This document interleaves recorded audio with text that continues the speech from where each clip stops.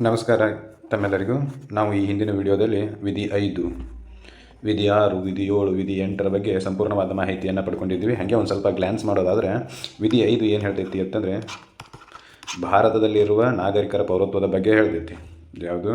ಭಾರತದಲ್ಲಿರುವ ನಾಗರಿಕರ ಪೌರತ್ವದ ಬಗ್ಗೆ ಹೇಳೋದು ವಿಧಿ 5.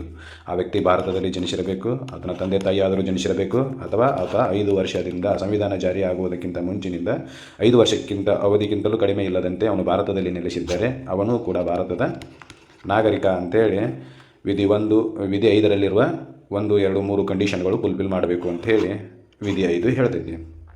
ಹಾಗೆ ವಿಧಿ 6 ಏನು ಹೇಳ್ತೈತಿ ಅಂತಂದರೆ ವಿಧಿ 6 ಏನು ಹೇಳ್ತೈತಿ ಅಂದರೆ ಪಾಕಿಸ್ತಾನದಿಂದ ಭಾರತಕ್ಕೆ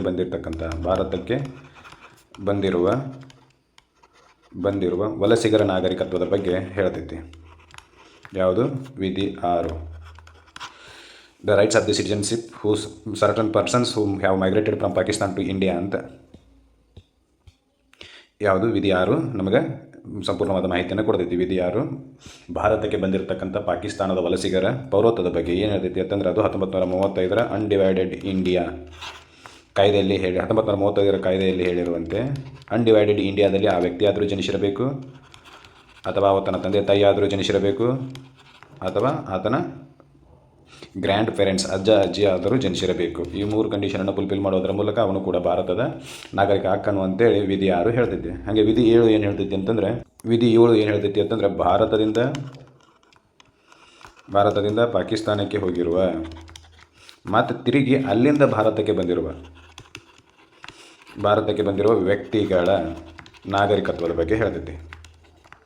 ಅಲ್ಲಿ ಒಂದು ಟೈಮ್ಲೈನ್ ಬರ್ತೈತಿ. ಯಾವುದಪ್ಪ ಅಂತಂದ್ರೆ 1 ಮಾರ್ಚ್ 1947 ಟ್ಯಾಗ್ಲೈನ್ ಬರ್ತೈತಿ. ಇದರ ನಂತರ ಭಾರತಕ್ಕೆ ಬಂದವರು ಸಾಮಾನ್ಯ ನಾಗರಿಕಂತ ಇರಬೇಕು.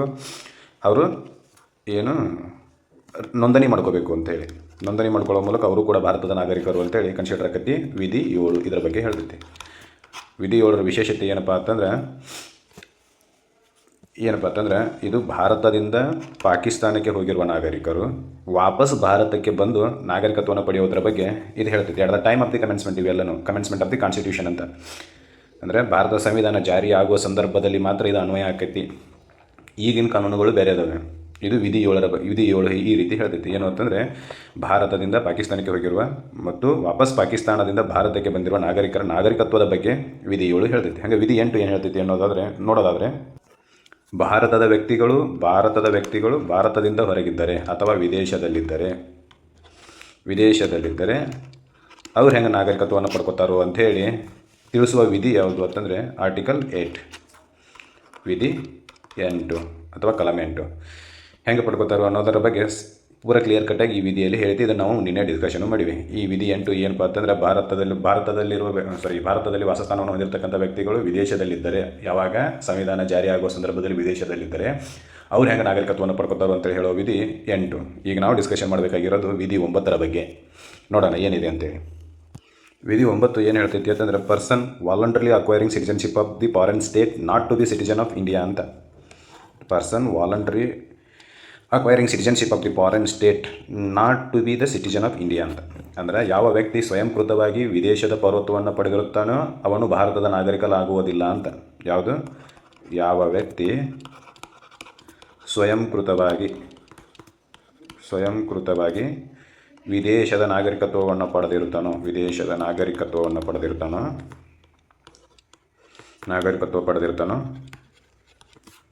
ಅವನು ಭಾರತದ ನಾಗರಿಕನಲ್ಲ ಅಂತೇಳಿ ವಿಧಿ 9 ಸ್ಪಷ್ಟಪಡಿಸ್ತೈತಿ. ಯಾರು ಸ್ವಯಂಕೃತವಾಗಿ ವಾಲಂಟರ್ಲಿ, ಈ ಪದದ ಅರ್ಥ ವಾಲಂಟರಿಲಿ ಅಂದರೆ ಸ್ವಯಂಕೃತವಾಗಿ ತನ್ನಷ್ಟಕ್ಕೆ ತಾನೇ ತನ್ನ ಮನಸ್ಸಿಗೆ ತಿಳಿದು ನಾ ಭಾರತದಲ್ಲಿ ಇರೋದಿಲ್ಲಪ್ಪ, ನಾನು ಬೇರೆ ಯಾವುದೇ ದೇಶದಲ್ಲಿ ಅಮೇರಿಕಾ,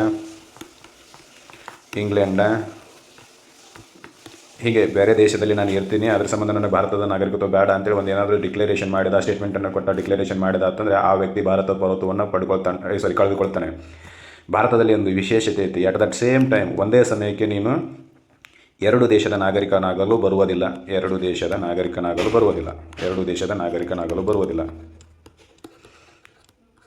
ಯಾಕೆ ಬರೋಂಗಿಲ್ಲ? ಇಲ್ಲಿ ಒಂದು ಸಮಸ್ಯೆ ಬರ್ತೈತಿ. ಯಾವ ದೇಶದ ನಾಗರಿಕ, ಒಂದು ದೇಶದ ನಾಗರಿಕ ಆ ದೇಶಕ್ಕೆ ಮಾತ್ರ ನಿಷ್ಠನಾಗಿರಬೇಕು. ಹೌದಾ. ಈಗ ಎರಡು ದೇಶದ ನಾಗರಿಕತ್ವವನ್ನು ಪಡ್ಕೊಂಡಿರ್ತಕ್ಕಂಥ ವ್ಯಕ್ತಿ ಎರಡು ದೇಶಕ್ಕೆ ಹೆಂಗೆ ನಿಷ್ಠನಾಗಿರ್ತಾನೆ. ಫಾರ್ ಎಕ್ಸಾಂಪಲ್ ಅಂತೇಳಿ ನೋಡೋದಾದರೆ, ಈಗ ಎ ಅಂತಕ್ಕಂಥ ವ್ಯಕ್ತಿ ಭಾರತ ಮತ್ತು ಪಾಕಿಸ್ತಾನ, ಹೈಪೋಥೆಟಿಕಲಿ ಕಂಡೀಷನ್ ಏನು ಹೇಳಕತ್ತೀನಿ, ಭಾರತ ಮತ್ತು ಪಾಕಿಸ್ತಾನ ಈ ಎರಡೂ ದೇಶಗಳ ನಾಗರಿಕತ್ವವನ್ನು ಪಡೆದಿದ್ದ ಅಂತಂದರೆ ಯುದ್ಧ ಆದ ಸಂದರ್ಭದಲ್ಲಿ ಅವನು ಭಾರತಕ್ಕೆ ನಿಷ್ಠನಾಗಿರ್ತಾನೋ ಅಥವಾ ಪಾಕಿಸ್ತಾನಕ್ಕೆ ನಿಷ್ಠನಾಗಿರ್ತಾನೋ. There is an question of the allegiance ಅಂತಂದರೆ ನಿಷ್ಠೆಯ ಪ್ರಶ್ನೆ ಬಂದ್ಬಿಡ್ತೈತಿ. ಅದಕ್ಕೆ ಏನು ಮಾಡ್ತಾರೆ ಅಂತಂದರೆ, ನೀನು ಇಲ್ಲರ ಇರಬೇಕು ಇಲ್ಲರ ಅಲ್ಲರ ಇರಬೇಕು, ಆ ದೇಶದ ನಾಗರಿಕತ್ವವನ್ನು ಪಡ್ಕೊಂಡಿರಬೇಕು ಇಲ್ಲ ಈ ದೇಶದ ನಾಗರಿಕತ್ವವನ್ನು ಪಡ್ಕೊಂಡಿರಬೇಕು. ನೀನು ಒಂದೇ ಸಮಯಕ್ಕೆ ನಮ್ಮ ದೇಶ ಹಾಗೂ ವಿದೇಶದ ಎರಡೂ ಪೌರತ್ವವನ್ನು ಪಡೆಯಲು ನಮ್ಮಲ್ಲಿ ಅವಕಾಶ ಇಲ್ಲ ಅಂಥೇಳಿ ವಿಧಿ 9 ಪೂರ್ಣವಾಗಿ ಹೇಳ್ತೈತಿ, ಸಂಪೂರ್ಣವಾದ ಮಾಹಿತಿಯನ್ನು ನೀಡ್ತೈತಿ. ಅಂದರೆ ಒಬ್ಬ ವ್ಯಕ್ತಿ ಒಂದೇ ಸಮಯಕ್ಕೆ ಎರಡು ದೇಶದ ಇದನ್ನು ಏನು ಎರಡು ದೇಶಕ್ಕೆ ನಿಷ್ಠನಾಗಿರೋಕ್ಕೆ ಬರೋದೇ ಇಲ್ಲ. ಇಲ್ಲಿ ಇನ್ನೊಂದು ವಿಶೇಷತೆ ಏನಿರುತ್ತೆ ಅಂತಂದರೆ, ಯಾವುದೇ ವ್ಯಕ್ತಿ ವಿದೇಶದಾಗ ಹುಟ್ಟಿದ ಅಂತಂದ್ರೆ ಅವನು ಭಾರತದ ನಾಗರಿಕ ಅಲ್ಲ ಅಂತೇಳಿ ಕನ್ಸಿಡರ್ ಮಾಡೋಕ್ಕೆ ಬರೋದಿಲ್ಲ. ವಿದೇಶದಲ್ಲಿ ಹುಟ್ಟಿದ ಭಾರತೀಯ ನಾಗರಿಕನೂ ಕೂಡ ವಿದೇಶದಲ್ಲಿ ಹುಟ್ಟಿರ್ತಕ್ಕಂಥ ಭಾರತೀಯ ಪ್ರಜೆನೂ ಕೂಡ ಭಾರತದ ನಾಗರಿಕನಾಗಬಹುದು.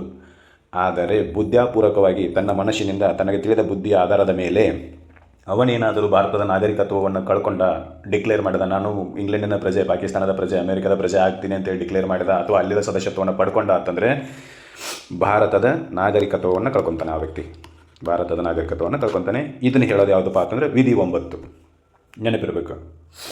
ಆಮೇಲೆ ಇದಿಷ್ಟು ವಿಧಿ 9ರ ಬಗ್ಗೆ. ಯಾವುದೇ ವ್ಯಕ್ತಿ ಬುದ್ಧಾಪೂರ್ವಕವಾಗಿ ಅಥವಾ voluntarily acquiring the citizenship of the foreign state is not a member of the Indian.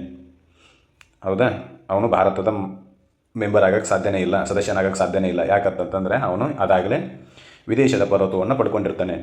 ಇಲ್ಲಿ ಒಂದು ಕ್ವಶನ್ಗೆ ಆನ್ಸರ್ ಮಾಡೋ ಸಂಬಂಧ ಈ ಆರ್ಟಿಕಲನ್ನು ಸಂವಿಧಾನದಲ್ಲಿ ಸೇರ್ಪಡೆ ಮಾಡಿದರು.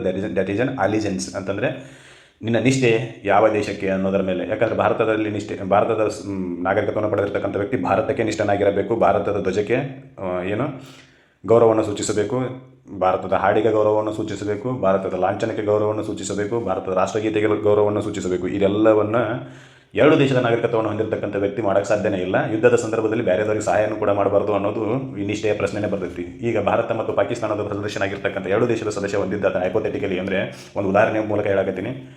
ಎರಡು ದೇಶದ ನಾಗರಿಕ ಆಗಿದ್ದ ಅಂದರೆ ಅವ್ನು ಯಾವ ದೇಶಕ್ಕೆ ನಿಷ್ಠನಾಗಿರ್ತಾನೋ ಅನ್ನೋದು ಹೆಂಗೆ ಗೊತ್ತಾಗ್ತೈತಿ? ಸಮಸ್ಯೆನೇ ಅದು. ಯಾಕಂತಂದರೆ ಏನಾದರೂ ಇನ್ಫಾರ್ಮೇಷನ್ ಭಾರತದಿಂದ ಪಾಕಿಸ್ತಾನ ಕೊಡೋದು, ಪಾಕಿಸ್ತಾನದಿಂದ ಭಾರತಕ್ಕೆ ಕೊಡೋದು, ಎರಡೂ ಇವನ ಮೇಲೆ, ಎರಡು ದೇಶಗಳು ಈ ವ್ಯಕ್ತಿಯ ಮೇಲೆ ಅನುಮಾನದ ಕಣ್ಣಿನಿಂದಲೇ ನೋಡೋದಾಗ್ತೈತಿ. ಅದಕ್ಕೆ ಏನು ಮಾಡ್ತಾರೆ ಅಂತಂದರೆ, ನಮಗೆ ಸಮಸ್ಯೆ ಆಗಬಾರ್ದು ಅಂತೇಳಿ ಅವ್ರು ಏನು ಮಾಡ್ತಾರೆ ಅಂದರೆ, ಒಂದು ಈ ದೇಶದ ನಾಗರಿಕತ್ವನಾದರೂ ಪಡ್ಕೊ, ಇಲ್ಲಾಂದರೆ ಆ ದೇಶಕ್ಕಾದರೂ ಹೋಗು. ಆದರೆ ನೀನೇನಾದರೂ ಆ ದೇಶದ ನಾಗರಿಕತ್ವವನ್ನು ಪಡೆದಿ ಅಂದರೆ ನಮ್ಮ ದೇಶದ ನಾಗರಿಕನಾಗಲು ನಿನಗೆ ಅರ್ಹತೆ ಇಲ್ಲ ಅಂತೇಳಿ ವಿಧಿ 9 ಸಂಪೂರ್ಣವಾದ ಮಾಹಿತಿಯನ್ನು ನೀಡ್ತೈತಿ. ಇನ್ನು ವಿಧಿ 10 ಏನು ಹೇಳ್ತೈತಿ ಅನ್ನೋದನ್ನು ನೋಡೋದಾದರೆ, ಸಂವಿಧಾನದ ಭಾಗ 2ರಲ್ಲಿ ಹೇಳಿದಂತೆ, ಭಾಗ 2 ಅಂತಂದರೆ ವಿಧಿ 5ರಿಂದ 11ರಲ್ಲಿ, ಅದರಾಗೂ ವಿಧಿ 5ರಿಂದ 8, ಯಾವುದು ಆರ್ಟಿಕಲ್ 5ರಿಂದ 8ರಲ್ಲಿ ಭಾರತದ ಪೌರತ್ವವನ್ನು ಹೆಂಗೆ ಪಡ್ಕೋತಾರೆ ಅಂತೇಳಿ ಹೇಳಿದ್ರಲ್ಲ, ಹೆಂಗೆ ಪಡ್ಕೋತಾರೆ ಮತ್ತು ಹೆಂಗೆ ಕಳ್ಕೊತಾರೆ ಅಂತ ಹೇಳಿದ್ರಲ್ಲ, ವಿಧಿ 5ರಿಂದ 8 ಅಲ್ಲ 9 ಹೆಂಗೆ ಪಡ್ಕೋತಾರೆ ಹೆಂಗೆ ಕಳ್ಕೊತಾರೆ ಅಂತೇಳಿ ಹೇಳಿದ್ರಲ್ಲ, ಅದು ಭಾರತದ ಪೌರರಾದ ವ್ಯಕ್ತಿಗಳು ಅವರ ಪೌರತ್ವ ಸಂಸತ್ತಿನಿಂದ ಮಾಡಲ್ಪಟ್ಟ ಕಾನೂನುಗಳಿಗೆ ಒಳಪಟ್ಟು ಮುಂದುವರಿತದೆ ಅಂತ ಹೇಳ್ತಿದ್ವಿ. ಅಂತಂದರೆ ನಿಮಗೇನು ಪೌರತ್ವವನ್ನು ಕೊಟ್ಟಾರಲ್ಲ, ಆ ಪೌರತ್ವ ಸ್ಯಾಕ್ರೋಸ್ಯಾಂಕ್ಟ್ ಅಲ್ಲ, ಅಂದರೆ ಶಾಶ್ವತ ಅಲ್ಲ ಅಂತ. ಶಾಶ್ವತವಲ್ಲ. ಸಂಸತ್ತು ಏನು ಕಾನೂನು ಮಾಡ್ತಿದ್ಲ ಅದಕ್ಕೆ ಅನುಗುಣವಾಗಿ ನಿಮ್ಮ ಪೌರತ್ವ ಕಂಟಿನ್ಯೂ ಆಗೈತಿ.